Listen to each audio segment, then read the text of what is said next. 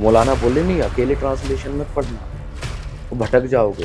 तो थोड़ा सा दिमाग के कंफ्यूज हुआ, फ्यूज उड़े कि यार ये तो हिदायत की किताब है, ये तो अल्लाह की किताब है, इसे पढ़ने के बाद तो और सवालों के सारे हल मिल जाने चाहिए, और ये कह रहा है कि गुमराह हो जाओगे। मैं कुत्ता बिल्ली कुछ भी बन जाऊंगा, लेकिन मुसलमान तो मैं नहीं हो सकता। इस्लाम में जैसे पैदा होगे तो आपकी खतना होगी, शुरुआत ही खून से हो रही है। जब एक बच्चा पैदा होता है तो दुनिया की एक औरत, ये मुस्लिम औरत ही है, वरना तो हर औरत खुश होती मेरा बच्चा सबसे पहले मुझे माँ कहे।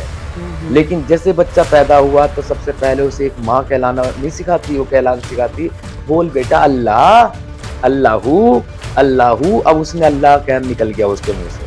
मर्द को 4-4 शादियां एक साथ 4-4 बीवी रखने का हुक्म है, वो 7 तक कर सकता है। इनमें से देखिए एक बूढ़ी हो गई है, कम मजे की रह गई है, जो बोला जाता है तलाक दे सकता है। एक औरत सिर्फ बच्चे बनाने की मशीन, इसके अलावा और कुछ नहीं है। ये हदीस है कि औरत के अंदर आधी अक्ल है। अब मैं सवाल करता हूँ उनसे कि तुम्हारी माँ बहन बेटी में आधा दिमाग है क्या?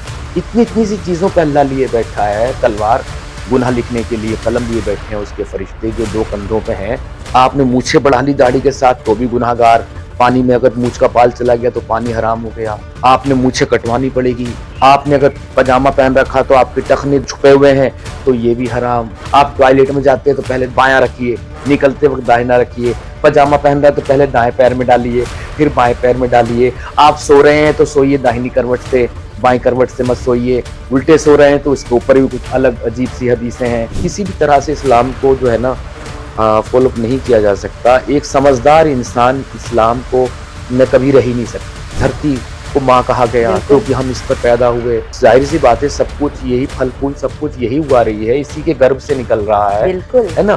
तो माँ नहीं हुई तो इसे कहेंगे तो क्या कहेंगे, लेकिन इस्लाम में आप नहीं कह सकते धरती को माँ। भारत माता की जी आप कहलवा कर दिखा दीजिए किसी से भी, चैलेंज। बहुत सारे लोग इस्लाम को छोड़ रहे हैं, इंसानियत में आ रहे हैं। जो आज ये तालिबान है, ये आपकी मेरी नज़र में आतंकवादी हो सकते हैं, लेकिन इस्लाम की नज़र में अच्छे और सबसे सच्चे मुसलमान यही है जो कुरान पे चल रहे हैं। नमस्ते दर्शकों, स्वागत है एक और नए वीडियो में। आज का वीडियो होने वाला है सभी वीडियो से सबसे अलग, क्योंकि आज के मेहमान भी हैं हमारे सबसे अलग। आज के जो हमारे मेहमान हैं उनका नाम है सरफराज अहमद उर्फ राजन। अब आप सोच रहे होंगे एक व्यक्ति के 2 नाम कैसे, तो चलिए इस पहेली को उन्हीं से समझते हैं कि इनके 2 नाम कैसे। राजन जी, आपका बहुत बहुत स्वागत है हमारे चैनल पर। जी, बहुत बहुत शुक्रिया। नमस्कार आपके सभी दर्शकों को, और अपने प्लेटफॉर्म पे ये मौका देने के लिए आपका मैं आभार व्यक्त करता हूँ। जो आपने कहा कि सरफराज अहमद और ये राजन, दरअसल सरफराज तो मेरा पैदाइशी नाम है, सरफराज अहमद। फिर मैं सनातन में आ गया तो यहाँ सनातन में आके मैं राजन हो गया हूँ। लेकिन मैं जो लिखता हूँ, जो कार्य करता हूँ, एक छोटा-मोटा राइटर भी हूँ, तो वो इमरोज़ आलम के नाम से मेरा सब रहता है। तो आप इमरोज जी, अभी तक जब आपने जन्म लिया तो आप एक मुस्लिम फैमिली में एज अ बच्चे आपने जन्म लिया, और ऐसा क्या हुआ आपके जीवन में कि आपको सनातन के प्रति इतना अट्रैक्शन हुआ कि आपने सोचा कि जिस धर्म से मैं आया उसको छोड़कर मुझे सनातन में जाना है? देखिए, ये एक लंबा सफ़र है, और ये ऐसा नहीं होता कि कोई रात को मुस्लिम सोया तो सुबह को हिंदू हो गया। पहले मैं आऊँगा इस पर कि आखिर ऐसी क्या वजह रही, ऐसे क्या कारण रहे कि मुझे इस्लाम छोड़ना पड़ा। जी। देखिए, इस्लाम में आने के लिए तो सिर्फ़ इतना सा कलमा पढ़ना है, ला इलाहा इल्लल्लाह मुहम्मदुर रसूलुल्लाह, पूरे इकरार के साथ। जी। नहीं कोई माबूद सिवाय अल्लाह के, यानी पूजनीय, योग्य, इबादत के लायक है तो वही है, और मोहम्मद अल्लाह के रसूल हैं, ठीक है? ओके। बस इतना सा कबूल करना पड़ता है। हुँ। उसके बाद आपकी जन्नत पक्की हो गई। अच्छा।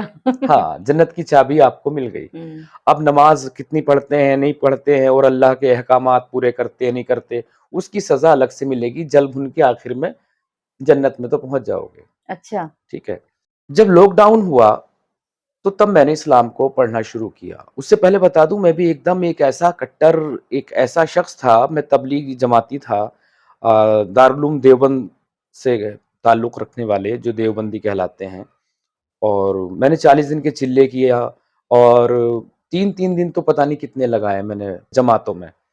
लगता था कि यार क्या कर रहे हैं ये सब कुछ जो है, ये तो सब काफिर हैं, ये तो सब मुशरिक हैं, ये तो जहन्नुम में जाएंगे, जहन्नुम का ईंधन है, और ये है वो है।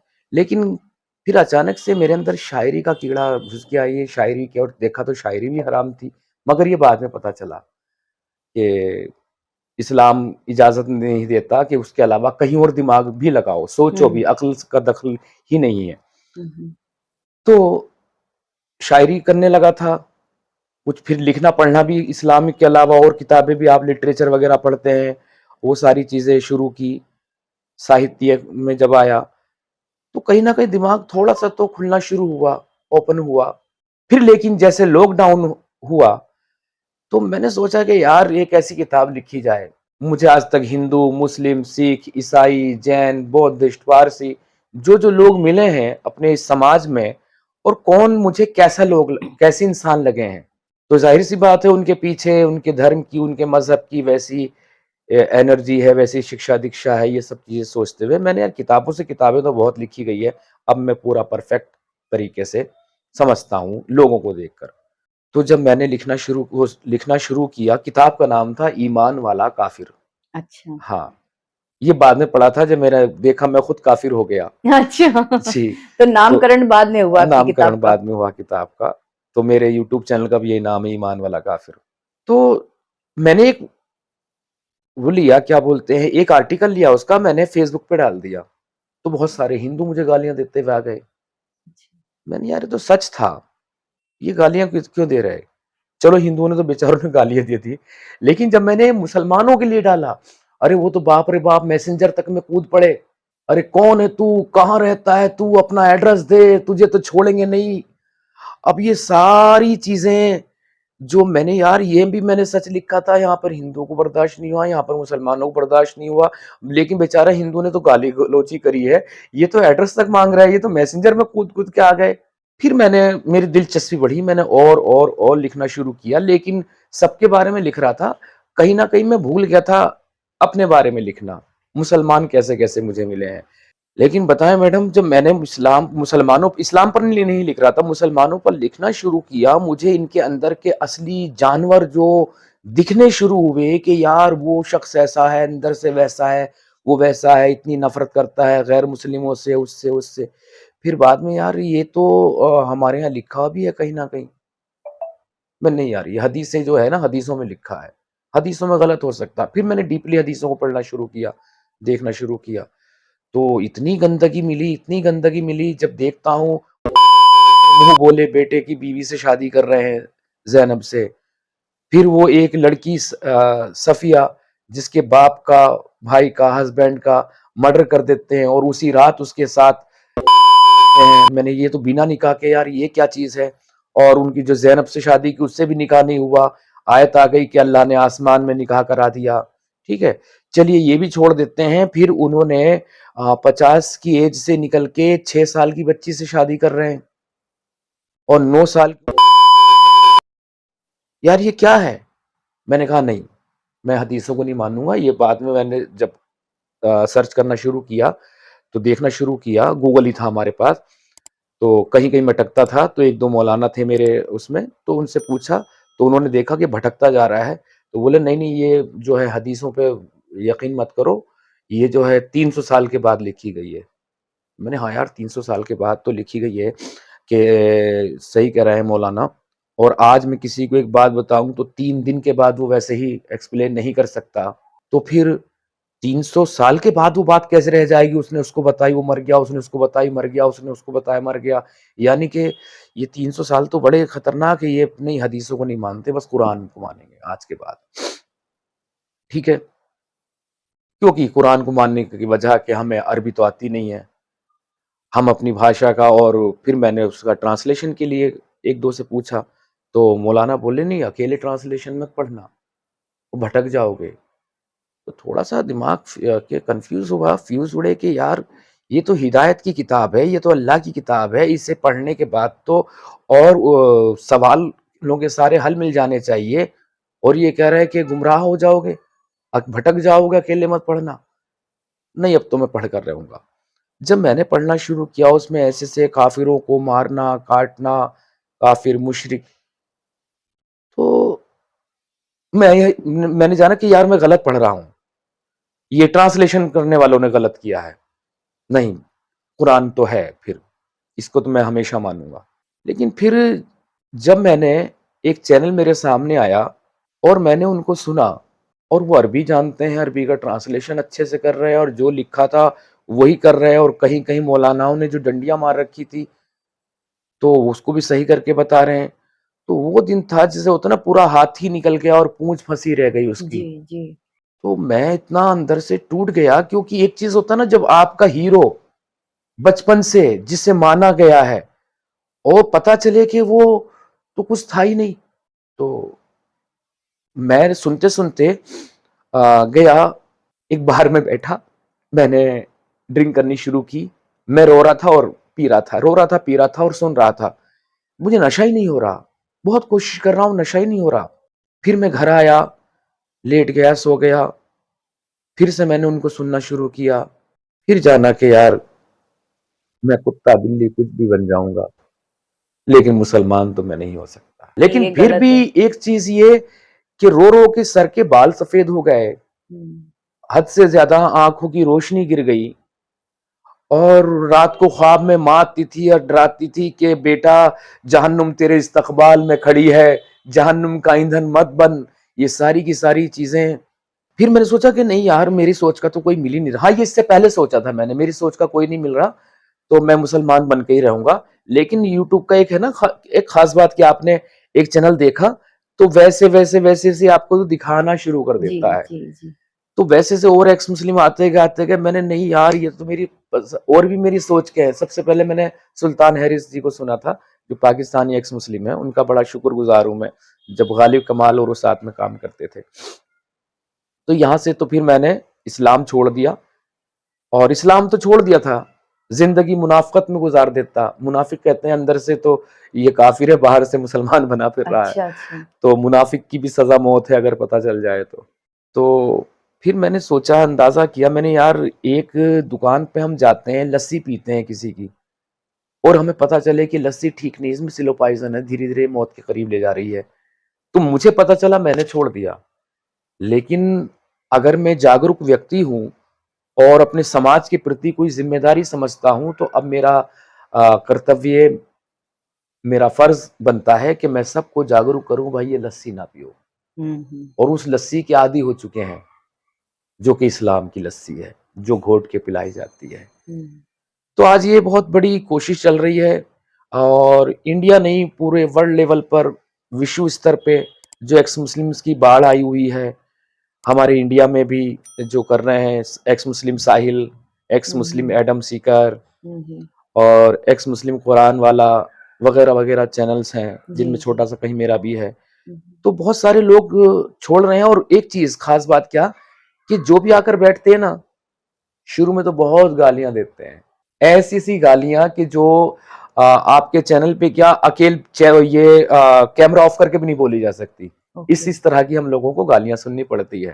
हुँ, हुँ, हुँ। मगर कुछ वक्त के बाद वो गालियां देते देते थक जाते हैं, ये तो बाज नहीं आ रहे हैं, फिर बाद में वही लोग आते हैं। मेरे पास ऐसे 3 फोन आ चुके हैं अब तक, अच्छा। जिनमें से एक लड़की का, 2 लड़कों के, हुँ, हुँ। कि जी हम आपसे माफी चाहते हैं, आपको गालियां दी थी। मैंने, जी मैं तो आपको जानता भी नहीं। बोले नहीं, वो जो है इस्लाम के बारे में वो करते, भाई हमने भी छोड़ दिया। अच्छा। हाँ, पकड़ोगे क्या इस्लाम में? इस्लाम में जैसे पैदा होगे तो आपकी खतना होगी, शुरुआत ही खून से हो रही है, और जब जाओगे तो गला कटेगा, ऊपर से कटोगे। मुर्तद की सजा भी मौत है। इस्लाम को छोड़ने वालों कहते हैं अरबी में मुर्तद, एक्स मुस्लिम तो ये हमने इंग्लिश का लगा दिया, मुर्तद। हुँ। मुर्तद की सजा सर तन से जुदा। अच्छा, एक मजे की बात कि कई लोग कहते हैं कि इतना कट्टर मुसलमान कैसे हो जाते हैं यार, औरों को भी तो, लोगों को उनके धर्म की किताबें दी जाती है, जी, फॉलो कराया जी। जाता है, लेकिन यहाँ पर नहीं। जब एक बच्चा पैदा होता है तो दुनिया की एक औरत, ये मुस्लिम औरत ही है, वरना तो हर औरत खुश होती मेरा बच्चा सबसे पहले मुझे माँ कहे। हुँ, हुँ। लेकिन जैसे बच्चा पैदा हुआ तो सबसे पहले उसे एक माँ कहलाना नहीं सिखाती, वो कहलाना सिखाती, बोल बेटा अल्लाह, अल्लाहू, अल्लाहू। अब उसने अल्लाह कह निकल गया उसके मुंह से। चलो ये भी हो गया, फॉलो भी करते रहे, कुरान के हिसाब से धरती चपटी है या नहीं है मुझे क्या लेना देना, चांद के 2 टुकड़े किए या ना किए, चलो मुझे क्या लेना देना। हाँ, जहन्नुम है जन्नत है ये चलो मैं छोड़ देता हूँ, उसके भी लिए भी क्या लेना देना, जैसा भी होगा मरने के बाद पता चल जाएगा, जन्नत जहन्नुम किसी ने नहीं देखी, चलो फॉलो करते रहो। लेकिन नहीं किया जा सकता। एक समझदार इंसान, एक जागरूक व्यक्ति इस्लाम की आइडियोलॉजी के बारे में सोचे, देखे, पढ़े, जाने, तो इसमें नहीं रह सकता। मर्द को 4-4 शादियां एक साथ 4-4 बीवी रखने का हुक्म है, वो 7 तक कर सकता है। इनमें से देखिए एक बूढ़ी हो गई है, कम मजे की रह गई है, जो बोला जाता है तलाक दे सकता है, और उसके लिए कोई वो भी नहीं है कि कुछ उसके टेंशन वगैरह बांध दे, ये भी कुछ नहीं है। एक औरत सिर्फ बच्चे बनाने की मशीन, इसके अलावा और कुछ नहीं है। औरतों के लिए तो ऐसी आइडियोलॉजी है, मैं सोचता हूँ कि आदमी की तो फिर भी एक वहां पर मर्दानगी चल रही, उसका ऑर्डर चल रहा, बादशाह जैसा महसूस करेगा, लेकिन एक औरत का क्या है? ये हदीस है कि औरत के अंदर आधी अक्ल है। अब मैं सवाल करता हूँ इनसे कि तुम्हारी माँ, बहन, बेटी में आधा दिमाग है क्या? आज की डेट में नारियां कहाँ से कहाँ पहुंच गई हैं। हर फील्ड में नारियां उच्च स्तर पर बैठी हुई हैं। कैसे आप कह सकते हैं कि आधा दिमाग है? आधा दिमाग है। एक हदीस ये, अगर वो किसी का लीडर बना दिया जाए किसी मुल्क का, जैसे वो राजनीति में, सियासत में ऊपर आ जाए, तो वो मुल्क तबाह बर्बाद हो जाएगा। मतलब इंदिरा गांधी प्राइम मिनिस्टर बनी भारत की, तो भारत को तबाह बर्बाद हो जाना चाहिए था, और उधर से यूपी से मायावती जी बनी तो यूपी को बर्बाद हो जाना चाहिए था। ऐसे तो आज बहुत सारे देशों में देखेंगे तो जी, महिला ही उस देशों को चला बिल्कुल। रही हैं। बहुत सारे देश हैं, अगर आप उठाकर देखें मैप में, लेकिन तो बहुत इस्लाम में सारे। आधी अक्ल है ना, आधा दिमाग है, तो जाहिर सी बात है वो चला नहीं पाएगी, अधिकार नहीं है। और फिर आधी अक्ल के बाद उसकी गवाही भी आधी है। अगर उसका एक रेप हो जाए और वो अदालत में जाती है, तो उसे 4 औरतें चाहिए। अपने फेवर में बोलने के लिए। हाँ, एक की आधी गवाही है ना, 2 की मिलकर 1 होगी, और 4 की अच्छा। होगी 2। Oh my God. हाँ, उससे 4 औरतें चाहिए। अब सोचो, 4 वो, 5वीं वो, तो ऐसा कौन सा पावरफुल आदमी हो सकता है जो 5 औरतों में से एक का बलात्कार कर दे? और अगर वो 4 औरतें साबित ना कर पाई, पाकिस्तान का भी एक केस है, अभी मैंने सुना था, तो उसको फिर कोड़े लगेंगे, तुम गलत इल्जाम लगा रही हो। ऐसे में तो कोई सामने आना ही नहीं चाहेगा। कोई नहीं आती, तो इससे निकलिए। और अल्लाह औरतों को कुरान में खास तौर से मारने की ऑर्डर दे रहा है, सूरह निसा की 34 नंबर आयत। पर मुझे ऐसा नहीं लगता कि कभी भी अल्लाह, भगवान, ऊपर वाला परमात्मा कभी भी किसी को मारने की हुक्म दे ही नहीं सकता, क्योंकि बनाया तो उसी ने। मान लीजिए मेरे अगर 4 बच्चे हैं, मैं एक माँ होने के नाते, या मैं एक पिता भी हूँ, तो भी मैं कैसे ये ऑर्डर दे सकती हूँ कि तुम मेरे बच्चे को एक को मार दो और 3 को मत मारो क्योंकि वो लड़की और बाकी के लड़के हैं। ये तो मतलब अपने मन के, बेवजह अपने मन से बनाए गए वो नहीं लगते रूल्स। अरे भाई, ये इस्लाम जो है, दरअसल इस्लाम का जो अल्लाह है वो मर्द ही है। अभी इस पर हम आएंगे। ये सूरह निसा की ये 34 नंबर आयत पहले कह रही कि उससे बिस्तर अलग कर लो बीवी से, पहले समझाओ, फिर बिस्तर अलग कर लो, ना माने तो फिर मारो। तो जब मैं महिलाओं से पूछता हूं कि ये बता दो, ये मारने के लिए ऐसा क्यों कह रहा, नहीं जी वो तो गलती पे है। मैंने, गलती मर्द नहीं करता क्या? मर्द भी तो गलती करता है। तो अल्लाह फिर ये भी कह सकता था ना, अगर गलती आदमी करे तो उसको भी बीवी मारे या मरवाए अपने बाप से, किसी से। लेकिन नहीं, जब मर जाएंगे तो वह भी 72 मिलेंगी। बैठिए। और जब मैं इनसे पूछता हूं, और इन्हें एक लॉलीपॉप दिया जाता है हमारी मुस्लिम खातून को कि तुम्हें वहां की सरदार नहीं बनाया जाएगा।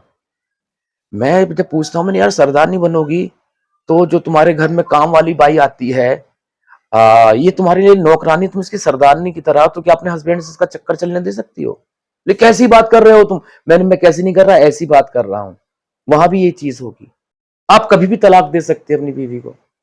जी, तलाक के तो बाद लोगे तो फिर हलाला। इसीलिए तो ट्रिपल तलाक भी जो लॉ लाया गया हमारे कंट्री में, इन्हीं वीमेंस के फेवर में ही तो लाया गया था। लेकिन फीमेल्स कहां समझ रही हैं? आज भी जो ट्रिपल तलाक हो रही है, कोई इत्तेफाक से कोई लेडी है जो अदालत का दरवाजा खटखटा रही हो, वो घर में वैसे ही घुट घुट के जी रही है। क्यों? क्योंकि अल्लाह नाराज हो जाएगा। अल्लाह नाराज हो, और ये समझ नहीं रही। एक बुखारी की हदीस है 511, सही बुखारी की हदीस नंबर 511, उसमें साफ लिखा कि अगर एक आदमी नमाज पढ़ रहा है और सामने से कुत्ता, एक गधा या एक औरत गुजर जाए तो नमाज टूट जाएगी, यानी कि कुत्ते गधे की कैटेगरी में डाल दिया एक औरत को। ये है इस्लाम। लगभग 250 जगह पर इस्लाम में काफिरों के कत्लो क़िताल की बात है, मारने काटने की बात है। मुझे तो सबसे ज्यादा ताज्जुब ये होता है कि हमारे जो हिंदू लोग भी समझने को तैयार नहीं, उनके सामने नहीं, तुम गलत बता रहे हो, साफ साफ लिखा हुआ। यार कितना क्लियर होगा कि सूरह अनफाल की 39 आयत साफ तौर से कह रही है काफिरों से उस वक्त तक जंग करो, यानी ये फितना फसादी है, जब तक कि पूरा दीन अल्लाह का ना हो जाए। आप हैरान रह जाएंगी कि कुरान की सूरह अंबिया आयत नंबर 98 वो क्या कह रही है। सिर्फ ये काफिर ही जहन्नुम में नहीं जाएंगे, ये मुशरिक ही जहन्नुम में नहीं जाएंगे, बल्कि ये जिन देवी देवताओं को, अपने भगवानों को जिनको मानते हैं, वो भी जहन्नुम में जाएंगे। यानी हमारे देवी देवता भी जहन्नुम में हाँ, जाएंगे? आपके देवी देवता, आपके भगवान भी सब जहन्नुम में जाएंगे। अच्छा। नफरत की एक हद है, एक इंतहा है नफरत की। तो कहां तक ऐसे मजहब को बर्दाश्त किया जाता। दरअसल एक इंसान के पास जितनी समझ थी उसने पूरी डाल दी। उस जमाने में रूल ऐसे किया जाता था, वो सब चीजें थी। कोई जंगल का कानून था, कोई समाज नहीं था, कोई मुआशरा नहीं था। वहां तक तो समझ में आ जाता है, चलो ये किताब उस जमाने की हो गई, लेकिन ये आज के जमाने पर कैसे लागू हो सकती है? समय के साथ चीजें बदलती भी है ना? तो हैं। तो कैसे आज इसको फॉलो किया जा सकता है? इतनी इतनी सी चीजों पे अल्लाह लिए बैठा है, तलवार गुनाह लिखने के लिए कलम लिए बैठे हैं उसके फरिश्ते, जो 2 कंधों पे हैं, जो इस्लाम के मुताबिक कि आपने दाढ़ी कटवा ली तो भी आप गुनाहगार, आपने मूछें बढ़ा ली दाढ़ी के साथ तो भी गुनाहगार, पानी में अगर मूछ का बाल चला गया तो पानी हराम हो गया, आपने मूछें कटवानी पड़ेगी, ये चीजें हैं। आपने अगर पजामा पहन रखा तो आपके टखने दिख रहे हैं, नहीं दिख रहे, वो छुपे हुए हैं, तो ये भी हराम, ऊंचा पजामा पहनना है। आप टॉयलेट में जाते हैं तो पहले दाहिना पैर रखिए, बायां रखिए, निकलते वक्त दाहिना रखिए, पजामा पहन रहा है तो पहले दाएं पैर में डालिए, फिर बाएं पैर में डालिए। आप सो रहे हैं तो सोइए दाहिनी करवट से, बाएं करवट से मत सोइए। उल्टे सो रहे हैं तो उसके ऊपर भी कुछ अलग अजीब सी हदीसें हैं, अजीब सी बातचीत है। जब आप उठे तो उठने की भी दुआ है, हाँ, पानी पीने की भी दुआ है, खाना खाने की दुआ है। यार इतना सारा इसके इस्लाम को फॉलो करके क्या कोई साइंटिस्ट पैदा हो सकता है? आज आप देखिए इतने सारे मुल्क है, ये कहते तो है हमारे पास इतनी 56-57 कंट्री है, अगर इनसे तेल हटा दिया जाए तो कोई तरक्की है इनकी? अगर कोई तरक्की मिलेगी किसी जिस कंट्री की भी, वो उस कंट्री के लोग मुसलमान ही नहीं मिलेंगे, काफिर से मिलेंगे।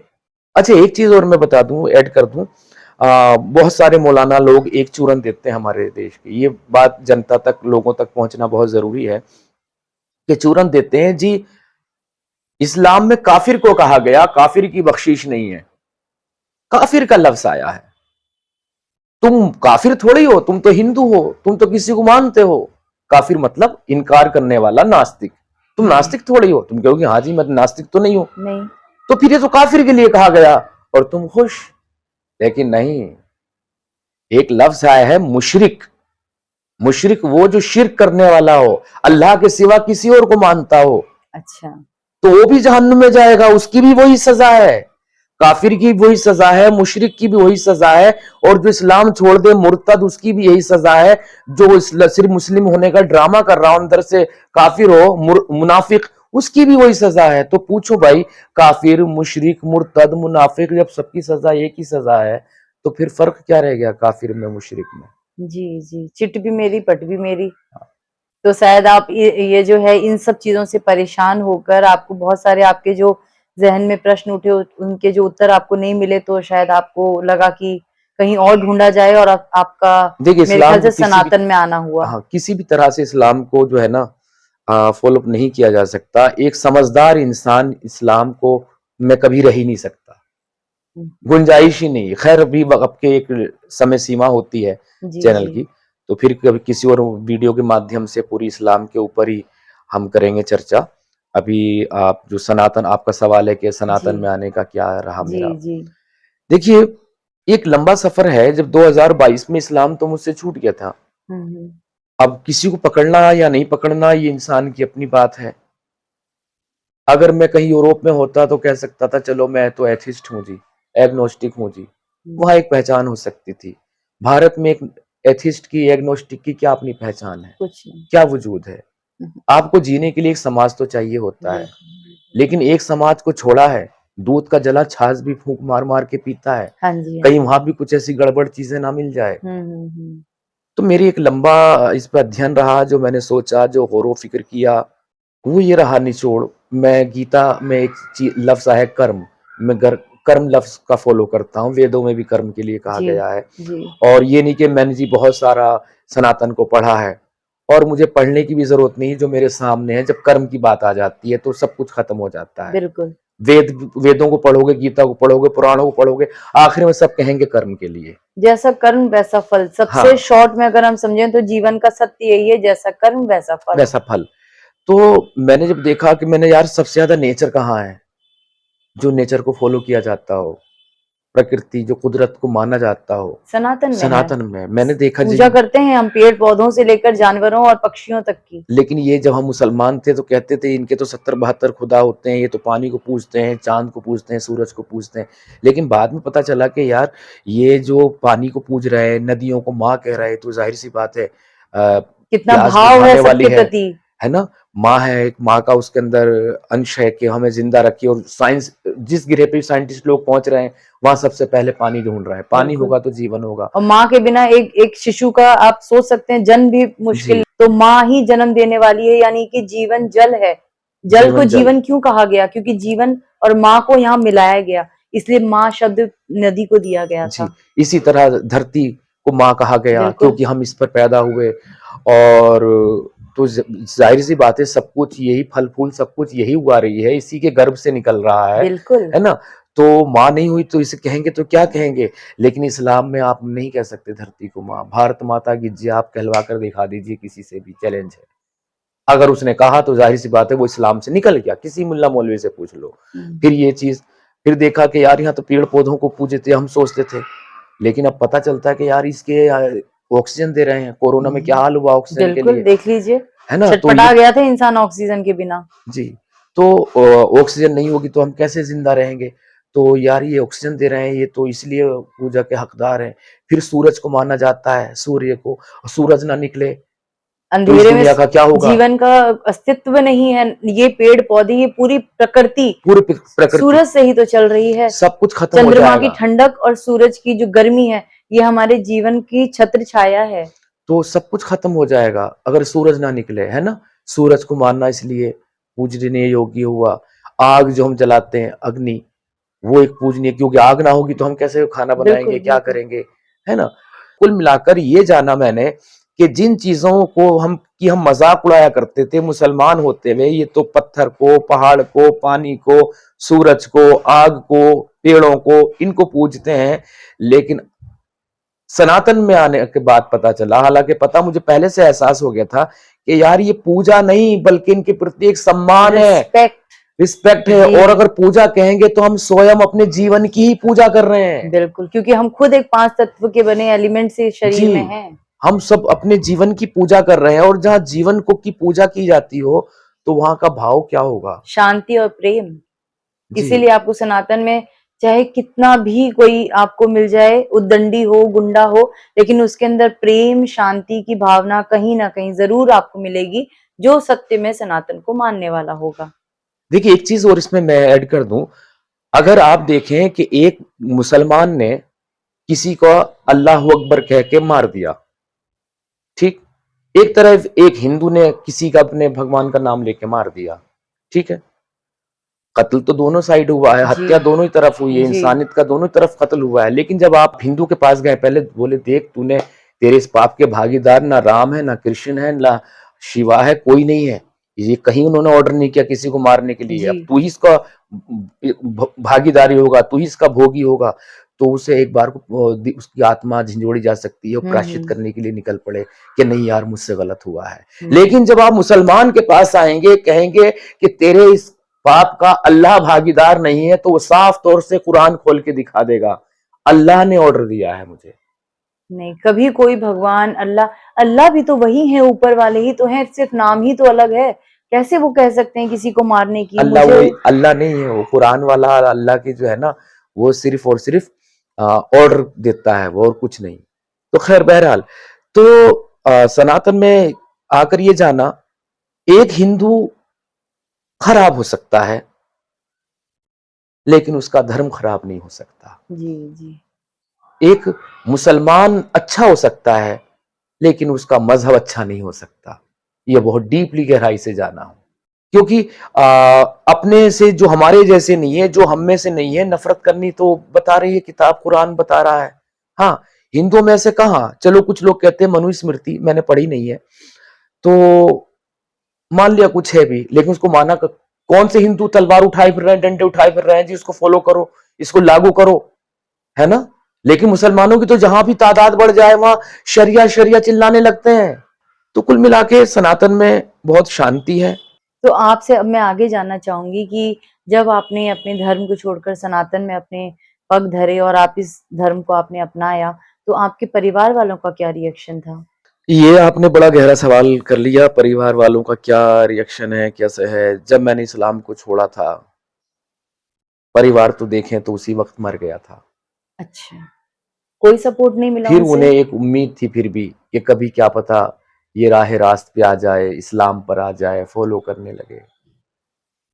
कभी कभी घर जाता था तो मुनाफिक बन के जाता था, वही अंदर से काफिर, बाहर से मुसलमान, अच्छा। मुनाफिक बन के जाता था। जब हम्म। काफिर जब सनातन में नहीं आया था, तो हम्म। उन्हें एक उम्मीद थी, एक आशा थी, एक होप थी कि ये कभी ना कभी तो आ जाएगा, आ भी सकता है, ये भी हो सकता है, वो भी हो सकता है। हम्म।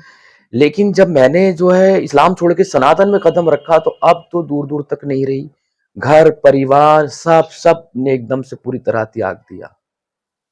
माँ तो पहले इंतकाल कर चुकी थी, वो नहीं रही थी इस हम्म। दुनिया में। लेकिन अब मैं ऐसा हो चुका हूं जैसे कि एक शख्स अगर कहीं आपको ढूंढना हो, देखना हो कि बिना किसी इंसान के भी कोई पैदा हो सकता है जिसका दुनिया में कोई भी ना बचा रहा हो, तो वो आप मुझे देख सकती हैं। मैं अपनी कुदरत से खुद ही पैदा हुआ हूं, जैसे अल्लाह पैदा हुआ है। खुद उसे किसी ने पैदा नहीं किया, अपनी रहमत से, अपनी कुदरत से खुद बना है। तो मैं भी वैसे ही हूँ। नहीं, आप बिल्कुल भी अपने आप को अकेला ना समझें। आप और हम सभी उस परमात्मा के बनाए हुए हैं। धर्म हमने इस धरती पर आकर बनाया। जब हम मरकर जाते हैं, आपने कभी सुना है कि आत्मा का कोई अपना एक धर्म होता है? नहीं, कोई धर्म नहीं। हम इंसानों ने अपनी सहूलियत से धर्म बनाया। उस धर्म में अपने हिसाब से बदलाव और अपने हिसाब से रूल्स लिखे गए थे। तो मैं तो कभी भी किसी धर्म को कभी मैंने माना ही नहीं। मैं ये मानती हूँ कि हम सब एक आत्मा है, उस परमात्मा की संतान है। ये आप मानती हैं, ये मैं भी मानता हूं, लेकिन इनको कौन समझाए? जी, बस वही बात है। कौन समझाए? लेकिन वो लोग कहते हैं, एक मजे की बात है, हम चैनल पे कभी डिबेट करते हैं कि अरे तुम तो अपने घर वालों को से इस्लाम ना छुड़वा पाए, तुम बाहर की बात कर रहे हो, बाहर कौन छोड़ेगा, पहले अपने घर वालों को तो समझा दो। हुँ। मैं कहता हूँ नहीं भाई साहब, हम यहाँ को फॉलो कर रहे हैं, हुँ। क्योंकि उनके घर वाले भी, उनके चाचा वगैरह भी इस्लाम में नहीं आए थे, तो वो हिम्मत अच्छा, नहीं हारे, उनकी अच्छा। हिम्मत नहीं टूटी कि यार मेरे घर वाले नहीं मान रहे हैं तो बाहर का कौन मानेगा। नहीं, उन्हें घर की मुर्गी दाल बराबर, ये कहावत है ना। हुँ, उन्होंने इसको हुँ। परफेक्टली पकड़ा और इस पे अमल किया, उन्होंने बाहर फैलाना शुरू किया। देखिए आज हुँ। कहां तक पहुंचे। जी, जी। तो मैंने भाई, हमने घर वालों ने त्याग दिया, कोई बात नहीं, उन्होंने त्यागा है, मैंने तो कभी नहीं त्यागा हुँ, उनको, हुँ। ना कभी मैं त्याग सकता हूं। हुँ। हमारी कोशिश बाहर है और बहुत सारे लोग इस्लाम को छोड़ रहे हैं, हुँ। इंसानियत में आ रहे हैं। यही सबसे बड़ा धर्म तो इंसानियत का ही होता है। लेकिन इस्लाम में इंसानियत नहीं, इस्लाम में इंसानियत भी है तो सिर्फ मुसलमान के साथ ही है। हुँ, ये हुँ, कहते हैं ना, एक बड़ी मीठी सी एक हदीस मिलती है कि इस्लाम में तो ये कहा गया, तुम्हारे पड़ोस में भी कोई भूखा है तो तुम्हारा खाना हराम हो गया। वो भूखा कौन है भाई? वो मुसलमान भूखा है। काफिरों के लिए तो लूटने खसोटने की बात आई है। ये तो गुंडा टैक्स देंगे, जजिया देंगे ये तो। अगर आप इनकी कंट्री में रह रहे हैं मुसलमानों की, तो आपको वहां गुंडा टैक्स देना पड़ेगा, जजिया। जी, किससे? तुम्हारी हिफाजत के लिए। और हिफाजत किससे करा रहे हो? अपने ही लोगों से। यानी कि एक गुंडा कह रहा है कि भाई ये हफ्ता देना होगा तो तुम ठीक रहोगे, और उसी से हिफाजत है।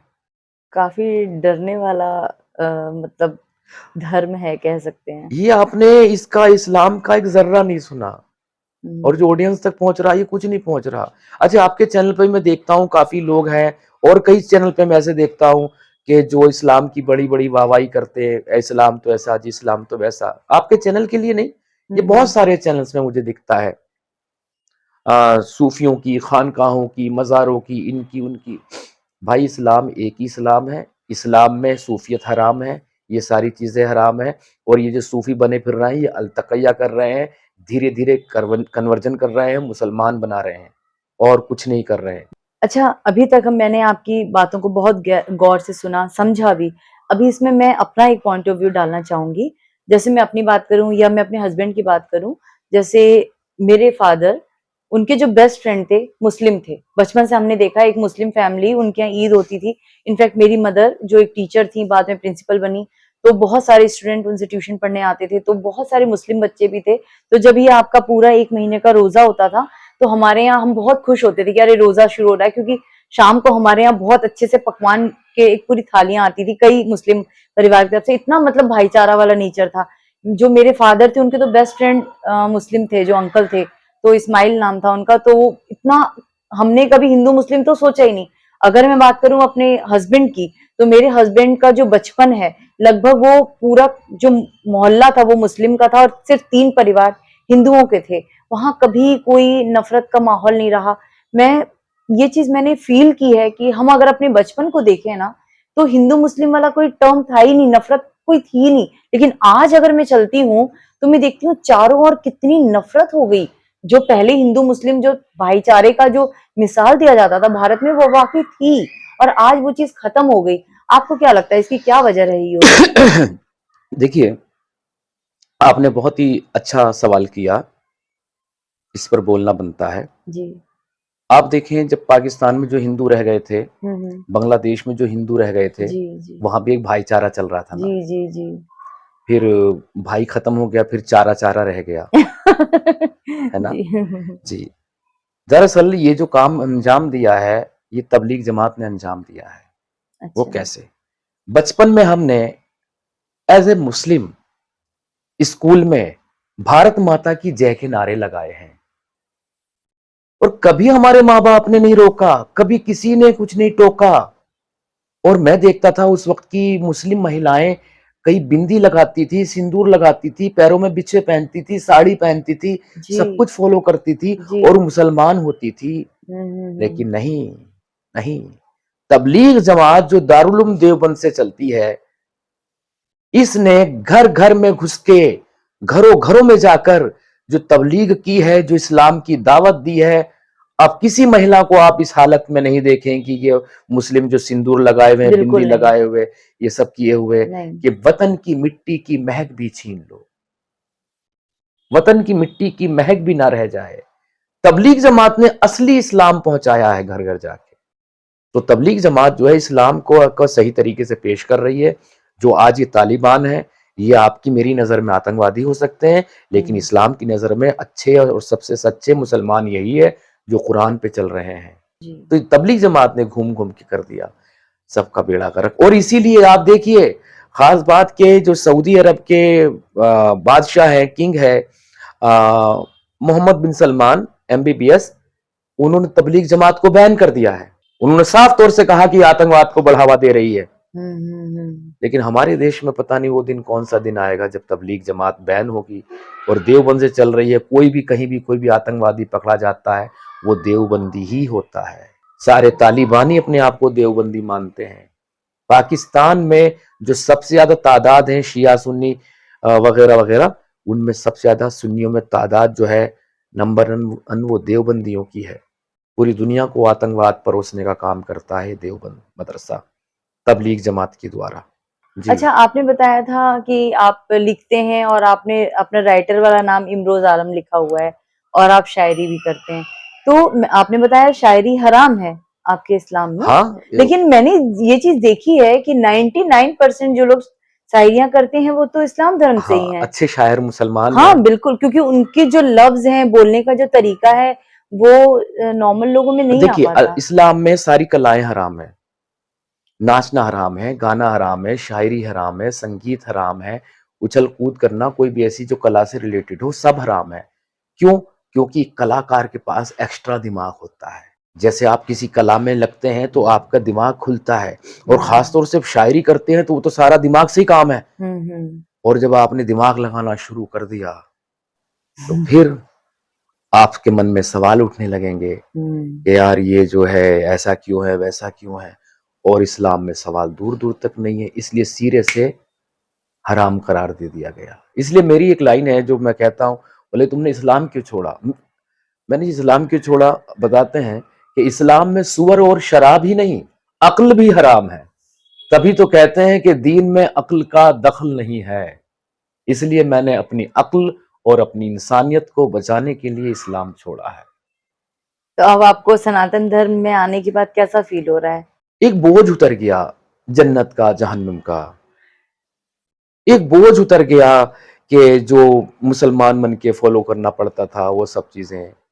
एक ये बोझ उतर गया कि यार मैं जुमे की नमाज है, नमाज नहीं पढ़ने जाऊंगा तो ये लोग क्या कहेंगे, वो क्या कहेंगे, या रमजान चल रहा मैं रोजे नहीं रखूंगा तो ये सब क्या कहेंगे। ये सनातन में भी है, व्रत वगैरह रखते हैं, जी जी नवरात्रि जी वगैरह, जी वो जी। आपकी इच्छा है, रखे तो हाँ ठीक, ना जी रखे तो ना ठीक। जी लेकिन जी। यहाँ पर तो अल्लाह कोड़ा लिए खड़ा है।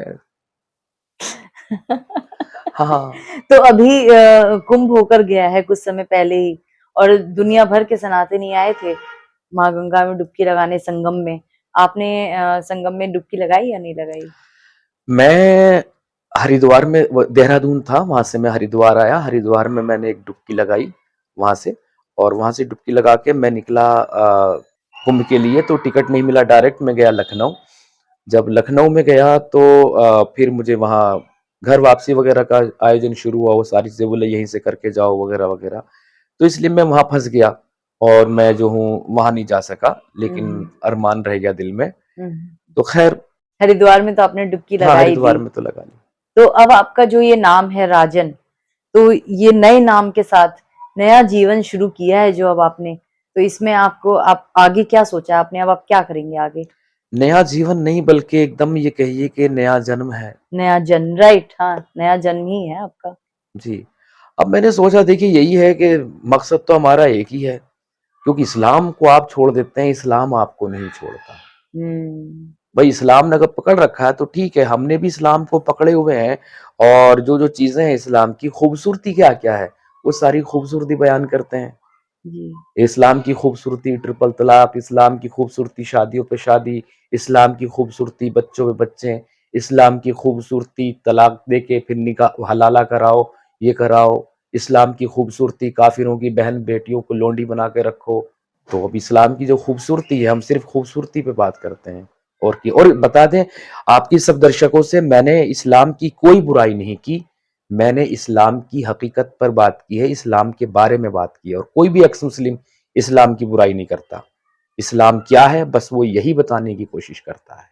तो इमरोज जी, आज आपसे बात करके मैं सिर्फ ये धर्म के नाम जानती हूँ, लेकिन धर्म की गहराई को नहीं जानती थी। आज आपने बहुत सारी चीजें बताई, तो मुझे भी समझ में आई कि इतनी कट्टरता शायद कहीं ना कहीं दिल दुखाने वाली तो होती है, कि हम औरतों को बिल्कुल जाहिल गवार समझते हैं, और इतने सारे जो बहुत सारे आपने बताए रूल्स रेगुलेशंस हैं, कहीं ना कहीं मुझे भी लगा कि दम घुटने वाले ही हैं।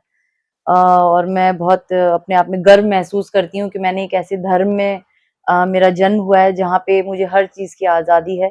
और सबसे बड़ी बात कि मेरे परिवार की जो मेरी परवरिश रही, जो मेरे संस्कार रहे, मेरे माता पिता ने यही दिए कि धर्म को कभी मत मानो, चाहे कोई भी धर्म हो, धर्म को मत मानो, इंसानियत को समझो और कर्म को समझो। बस इस दो पैमाने के साथ पूरा जीवन अभी तक जीती आई थी, इसीलिए शायद कभी नफरत नहीं रही है किसी के भी प्रति, और बहुत सारी चीजें। लेकिन आज आपसे जानकर मुझे कहीं ना कहीं दुख भी हुआ और खुशी भी हुई, ये देखते हुए कि सनातन एक खुला मंच है जहाँ सबका आमंत्रण होता है और सबका रिस्पेक्ट बहुत मिलता है।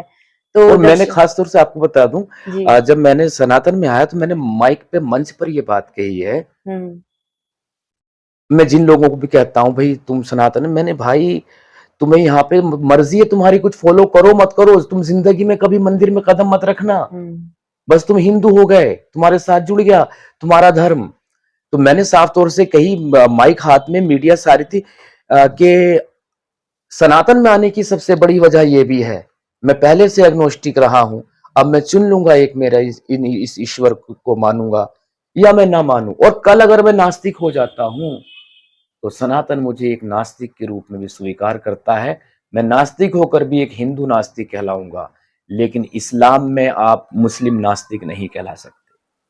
अपने तरीके का खुदा चुनना या उसे छोड़ना तो दूर की बात है, आप सोच भी नहीं सकते आप मुर्तद हो गए, और मुर्तद की सजा सरथन से जुदा। चलिए, तो बहुत बहुत शुक्रिया आपके सभी दर्शकों का जो मुझे सुन रहे थे। और यहाँ पर कुछ दर्शकों के सवाल जवाब होते हैं, तो मेरे चैनल ईमान वाला काफिर पर आए। गिरगिट की लोगो लगी हुई है। गिरगिट भी क्यों लगा हुआ है, इसकी भी एक खास बात है कि गिरगिट को मारना भी सवाब है। इतने मासूम से जानवर को आज तक मैंने नहीं सुना कि गिरगिट छिपकली ने किसी के काटा हो, लेकिन उसको मारना भी सवाब है, तो हमें भी मारना सवाब है। तो आइए, डबल सवाब कमाइए, चैनल पर आइए। बहुत बहुत शुक्रिया। बहुत बहुत धन्यवाद आपका इमरोज जी। तो दर्शकों, ये थे आज हमारे चैनल पे, हमारे प्लेटफॉर्म पे इमरोज आलम जी उर्फ राजन जी उर्फ सरफराज अहमद जी। बहुत सारे नाम हैं इनके, आप किसी भी नाम से बुला सकते हैं। इंसान तो एक ही है, नाम का कोई वजूद नहीं होता, सिर्फ इंसान होना सबसे बड़ी बात है। लेकिन आज जो भी इन्होंने चीजें बताई हैं, ये इनके खुद के पॉइंट ऑफ व्यू हैं, खुद के पर्सपेक्टिव हैं। तो आप प्लीज इसे नेगेटिव ना लें। और अगर आपके भी मन में कुछ भी प्रश्न आ रहे हैं तो कमेंट बॉक्स में डालिएगा। जैसा इन्होंने बताया कि इनका भी अपना चैनल है, आप वहां जाकर भी इनसे क्वेश्चन कर सकते हैं, अपने मन के डाउट्स को सॉल्व कर सकते हैं। उम्मीद करती हूँ आज का एपिसोड आपको पसंद आया होगा। अगले एपिसोड में जल्द मिलेंगे एक और नए मेहमान के साथ, एक और नए टॉपिक के साथ। तब तक अपना ध्यान रखें, उस सत्य परमात्मा से जुड़े रहें, इंसानियत को जिंदा रखें और कर्म पर हमेशा विश्वास करें। धन्यवाद।